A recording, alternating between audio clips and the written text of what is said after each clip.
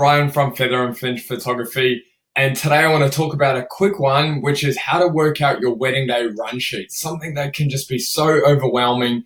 Hopefully you've got a coordinator that knows what they're doing and they're helping you plan out this run sheet to just make sense and give you the vibe that you want for your wedding day. But I'm going to share some tips from photographing hundreds of weddings and how run sheets can make such a huge difference. I think when, brides and grooms always come in and we're talking, my biggest thing, I always say, guys, what do you want from the day? Do you want a super chill day? Do you want to have time with family and friends? Do you want to enjoy time after the ceremony rather than running away and getting photos with your photographer? Do you want to just chill and have some time? So let's work out your run sheet to cater that. It's your wedding your way. The run sheet's going to be a huge thing about how kind of the ambience goes for the whole day. So what you can do, simply jump on Google and put in your wedding dates or the day you're planning, and it'll tell you the time of sunset. Now, depending on the photographer or creative that you've booked in, a lot of the time they're going to be wanting to, or, advising to photograph or do the video content around that time. So making sure that you may not enter reception, at sunset, or you can duck out for sunset photos or videography. And therefore, what we do is then we backtrack. How far prior do we have our ceremony? How far is too far early so that we don't have too much of a layover? What I always suggest to all the brides and grooms out there and couples out there is to have your ceremony, get your group photos, and then have some time to chill. Have some time with your family and friends. Not too long that, everyone gets too drunk and carried away, and then, you're getting taken away for your photos and stuff like that. But it's so cool to be able to be with everyone. That's totally up to obviously what you're after for your wedding day. And then you go to the location of choice, or you stay on location for your photos. Now, like I said, another tip here is you can't be too early.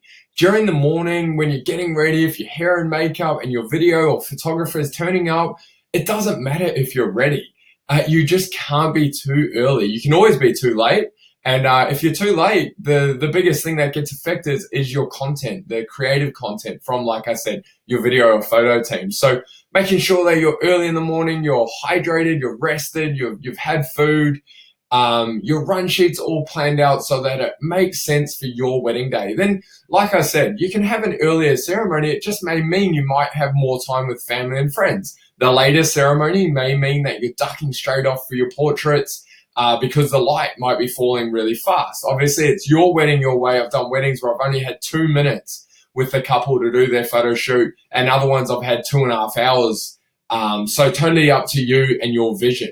Secondly, when you enter reception, this is the next part where I normally help, is what do you want to do? Do you want to get all the formalities done really fast, bank them all together, and then you can just have the night to enjoy? You may not have to have a photographer there in your face all night, maybe send them home, or, you can have more candid photography rather than formalizing, speeches, first dance, speeches, cake cutting, speeches, dinner, speeches, father-daughter dance, and then maybe that just might be too much for your wedding day. Spacing it out sounds great, but a lot of the time guests just want to get up and mingle. And like I keep going back, it is your wedding and it is your way.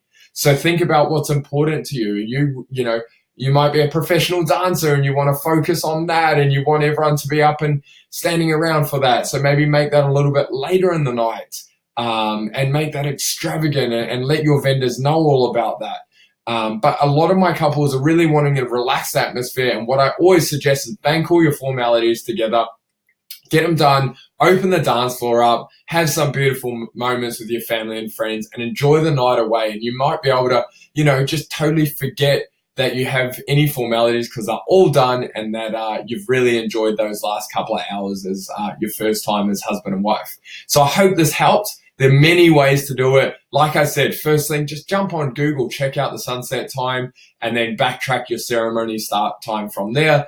Rely on your vendors. Hopefully they're a great professional team. They will help you. The hair and makeup artist will give you suggested start times. Your photographer and videographer should also do the same. And happy wedding planning.